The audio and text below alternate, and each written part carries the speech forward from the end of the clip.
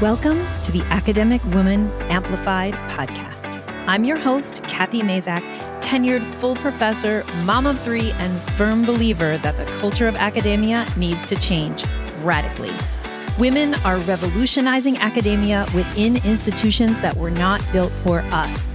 If you're ready to reject the culture of overwork, kick guilt and overwhelm to the curb, and amplify your voice to make a real impact on your field without breaking down or burning out, you're in the right place. And it all starts with writing. Let's go. What does being a mid-career academic mean? In this episode, we're going to dig into the very special and sometimes prolonged period that is called the mid-career. So let's get started. First of all, let's talk about when exactly is mid-career. The systems, depending on where you are in the world, the actual kind of promotion system names the parts of the career differently. In the North American system, once you're on the tenure track, there are three main stages. And that is when you're an assistant professor, and that's usually around years 5. It could take 6 or even 7 years, but mostly it's 5 or 6 years up until you go up for what we call tenure evaluation. If you pass your tenure review, then you become an associate professor. And that, my friends, is when the mid-career starts if we're using the North American labels. So you have early career, which is about years 1 through 5 on the tenure track, could be years 1 through 6. And then you have mid-career starting in the US and the North American system after you get tenure and stretching until you go up for full professor. Now, the thing about that mid-career, that associate professor stage, is that it can be really long, but I'll get to that in a minute. For my friends who are in different non-North American systems, for example, in the UK, there's an early career and a mid-career and a late career, but the names of the career stages don't map exactly. And there's actually more kind of names of positions in the UK system than there are in the North American system. So for example, the idea of tenure being the moment that you get permanency, or when it's much harder for your university to fire you, for example, or I guess really the meaning of tenure is that you've passed a probationary period. So that's kind of similar to the lecturer stage in the UK. That probationary period is built in. You're still called lecturer, and then you have a review. And that's when, if you pass that review, that's considered early career before the review. After that review, it can be mid-career. And then the name of the position can change, and it kind of splits into a teaching track and a research track. So after lecturer, there's lecturer A, there's lecturer B, there's senior lecturer or reader. The reader is more the research track. And then finally, full professor. But I just want to say that even though the names of the phases of the career don't match up between these two systems, the idea of there being a mid-career and that mid-career can kind of drag on a bit is the same. So I've worked in my Elevate program and in my Navigate program with scholars all over the world who are in different systems, but that really the time post early career, obviously, right, is mid-career. And that transition from early career to mid-career is often a sticking point for many, many, many of us. And that's what I really want to talk about today. What characterizes the mid-career? What are the kind of obstacles that we face when we're mid-career? And what can we do to make that transition from early career to mid-career less, I would say, just more enjoyable?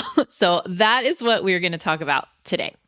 So just like when we go from being a student or an adjunct professor or a postdoc to starting a tenure track job, there's kind of an identity shift that happens. And a lot of the early career time is spent figuring out kind of who you are now that you are out from under the wing of your advisors or your postdoc advisor, right? Similarly, when you get tenure or when you pass the review that moves you from early career to mid-career, you also go through kind of an identity shift. And there's a lot of things that happen around that time, a year or two after the tenure moment. So from now on in the podcast, I'm just going to use the word tenure, but please, my friends in different systems all over the world, just know that what I mean is that evaluation that takes you from early career to mid-career, or that evaluation that takes you from probationary to permanent. Okay? But I'm going to use tenure just as shorthand. So what happens for a lot of early career scholars is that the criteria for tenure are not crystal clear, but you have a pretty good sense of what needs to happen in order for you to pass your tenure review. You have an idea, maybe your university doesn't give you a clear number of publications. Some do, but many don't. But you have a sense like, okay, in my field, really you need 2 to 3 articles, or you need a book in press or whatever to get a positive tenure review. So for those first 5 or so years of your career, you're pushing and pushing and pushing to meet those goals on a relatively short timeline. Many of the goals around tenure have to do with publishing, and publishing timelines in academia are long. The time between submission and an article being accepted can be rather long. And it's even longer from data collection or in the beginning of a project to actual publication in a journal or an actual book being under contract. And so you're working on like a certain number of publications or a certain amount of achievement in a relatively short timeline in the early career. And so what often happens that once you get tenure, there's almost a little bit of a collapse. There's often a burnout revving up towards tenure and immediately after. What many, many of the scholars that I work with feel is burnout. And that's because you push so hard, kind of nose to the grindstone, head down, you get tenure, and then hopefully you celebrate and you breathe a sigh of relief, but you also kind of feel like completely exhausted. And so what often happens is that you go up for tenure, you get it, and you really expect, and there's a lot of rhetoric around how different things are post-tenure. Post-tenure, I'm going to be able to say what I want. I'm going to be able to push back on policies that I don't like. I'm going to be able to control my time or whatever. And that's the rhetoric around, getting tenure that's kind of out there. But everyone who has gotten tenure can kind of tell you that the difference isn't as stark in terms of what you can say and what you can do as you think it's going to be. And so then we get a feeling happening or thoughts happening like, I have come so far, I pushed so hard, I got tenure, and I'm still just as busy, if not busier, than I was before. So instead of saying like, oh, I can't say no to things because I'm going up for tenure review, and if I say no, people might not review me favorably. So you've been, working with that attitude in your early career. You get to mid-career and you realize that you still have trouble saying no, and you feel even more of a responsibility to help protect junior faculty and students. And so that space that you thought you were going to get post-tenure and that kind of like ability to focus on what you really want and make more decisions based on what you feel like doing and where your interests really lie, all of that kind of doesn't pan out the way you think. And so in addition to feeling exhausted from having gone through like the early career time and kind of that treadmill, running on the treadmill feeling until tenure, in addition to that, you're also kind of feeling, so you're exhausted and burnt out. And then you're also like, well, I thought that I was going to get to do more of my stuff now, but I'm putting out more fires than ever. I have more responsibilities than ever. And I still am not getting to do really the thing that I want to spend my time doing. So that's another characteristic of the mid-career, is feeling a little disappointed, a little resentful about what's happening and how it's not as different as you want it to be in terms of workload and stress and ability to say no as the early career. So those are some characteristics of the mid-career. Now let's talk about like the length of mid-career, right? Because if you think of a tenure track career as 25 to 30 years long, many people, and I don't have a statistic on this, but many people spend 20 years of that in what could be called the mid-career. So again, in the US system, that associate professor time. And the reason for that is that urgency that comes along with getting tenure or getting the favorable review that takes you from early career to mid-career or takes you from probationary to permanent. That transition is not as urgent when we're talking about the more advanced promotions. So again, in the North American system, that associate to full promotion step, because you're not going to lose your job. What you're losing out on by not going up for full is salary. And also, some privileges across campus, right? Some amount of clout, I guess. But you're not losing your job the way you would if you didn't get that favorable review of tenure or that passing out of your probationary period into a permanent position. So, if you're exhausted, you're feeling a little bit at sea because you thought things were going to get better and they really haven't, and you're still just as stressed out as ever, the motivation to go up for full a lot of times isn't there. Again, this is not the same for everyone, and it is different in different systems, like in the UK system and in some countries in Europe and different places around the world. The push to go up through the ranks is a little different. But you're probably not going to lose your job if you don't do it. At least that's definitely true in the North American system.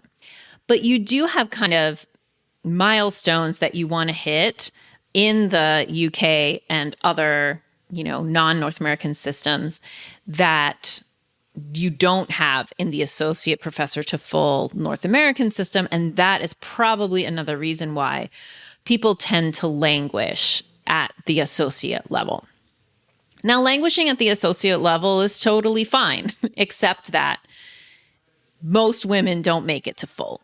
And so what we want is more women at full, because not just of the prestige, but also the salary. There's a real qualitative salary difference from associate to full in most places. And we are leaving all of that on the table and often doing just as much work as the full professors. And so that's what I want to talk about in this last part of the podcast today, is that what is next? You've moved into the mid-career. How do you find that urge to up level? And I don't just mean in terms of promotion, but I also mean, how do you find the energy and the time and the willpower to make your career what you really want it to be? Because here's what's unacceptable. Languishing at associate and continuing to feel as stressed out and as unhappy about many of your day-to-day duties as you did in your early career. So what we really want to do mid-career is envision what that next career step is, and then figure out how you're going to make that happen. And that next career step doesn't necessarily have to be a promotion or a rank change. It can be whatever is going to make your career feel more legacy building. So really in this mid-career moment, what you need to be thinking about now that you don't have to think about permanency, what you should be thinking about, or what I invite you to into the juiciness of thinking about, what do you want your legacy to be in your field or in your university, right? What do you really want to create in the world? I invite you to really sit with this question, because really, once you're in mid-career, if you take the time to develop yourself and develop your career, you can move your career to whatever you want it to be. But it's going to take some skill development. It's going to take believing that change is possible, and really a lot of kind of initiative on your part. So here's the kind of skills I'm talking about that need to be developed in the mid-career in order for you to really take the reins of your career and make it what you want it to be. So you need to have a really good grasp on your time. You need to develop an attitude and a mindset towards your time that embraces the fact that what you're building now is not a one-woman show or a one-person show. It is a team of people around you, including potentially junior faculty and undergrad students and grad students and postdocs and researchers and administrative support people and home support people. You're building a team of people around you that is going to help you move from spending all your time or spending so much of your time putting out fires or pushing papers around. And you're going to move away from that into really working in your zone of genius. And you do that by kind of building a team of people around you and becoming a leader of that team. And this is across fields. So people who run labs, obviously this looks a little bit more clear.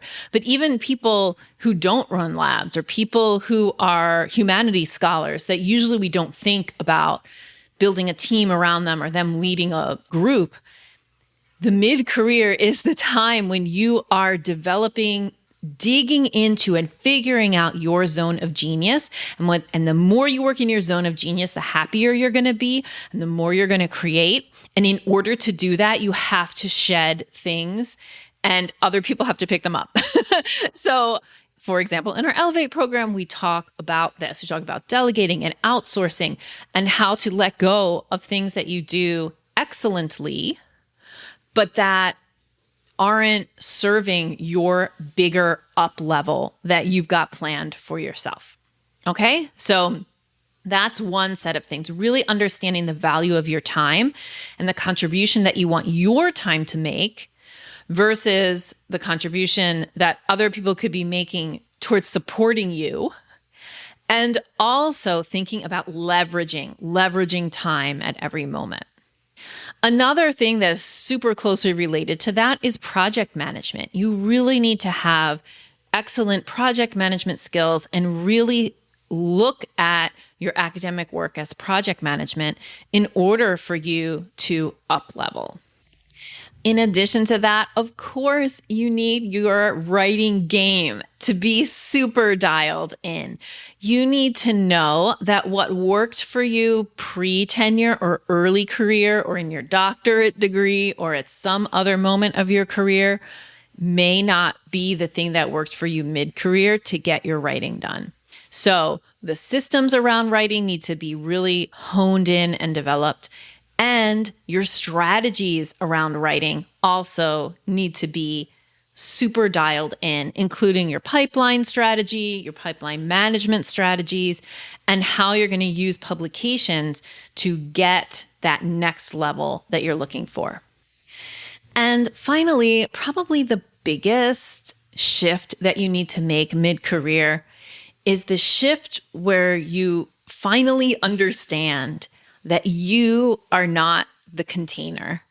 And I've talked about this on the podcast before, but what I mean is that your university or the place where you work, and even the container of a tenured professor job, if we think of that as kind of like a container holding you, your work is not the same as the container.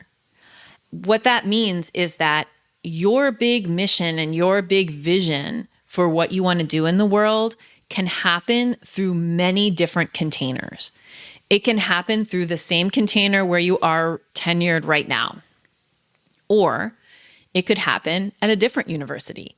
Or it could happen at a research center, or through a nonprofit, or through a government position, or through an entrepreneurial venture that you create yourself. You are not the container. And when you realize that what you are creating is not limited to the confines of the current container that you're in, that is a big revelation in the mid-career and frees you to really decide what container is the best for the big mission and vision and the next level that you're trying to create. So the big idea that I want you to take away from this podcast, if you are a mid-career scholar, is that it can be better. You don't have to put up with feeling stressed out and over busy all the time. You don't have to be putting out other people's fires all the time. You can create the career that you want, but it's going to take some work on your part. Of course, right? But that work, what you think that work is writing more papers and getting more grants. But what the actual work is self-reflection and skill refinement, meta skills, right? The skills that are going to help you to be a better project manager, a better time manager, a better writer.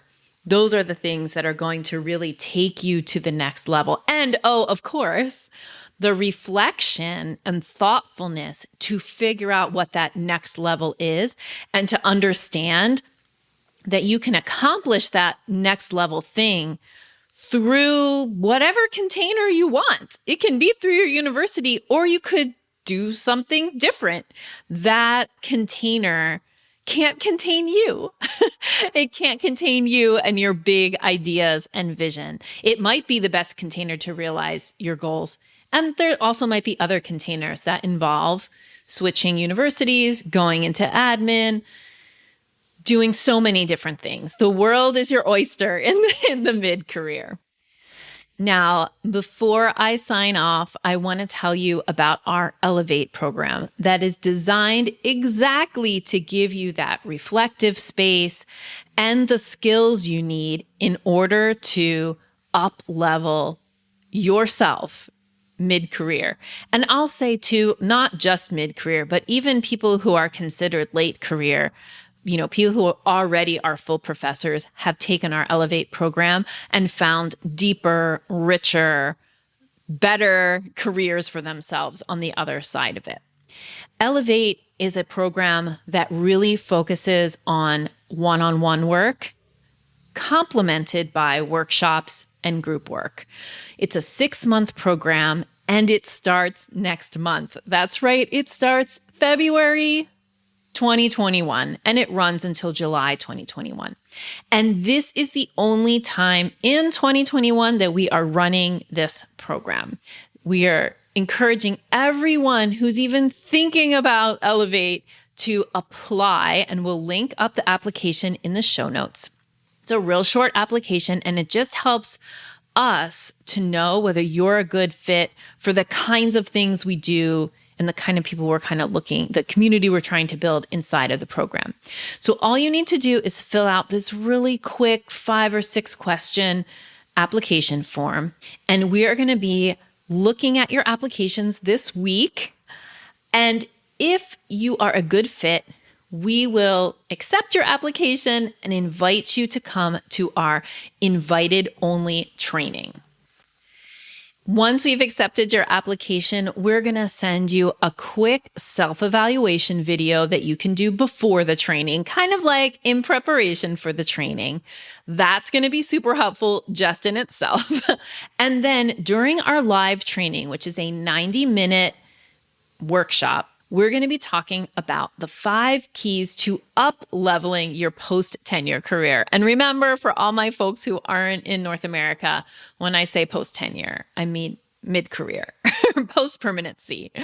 In the workshop, we will cover the one thing you're doing right now that's been keeping you stuck in this mid-career moment, how to get space for your work and stop drowning in minutiae. The big secret that no one talks about that will keep you from burning out, the key mindset shift that will change your perspective on your career and position you to achieve more, and how to set and achieve your next big career goal.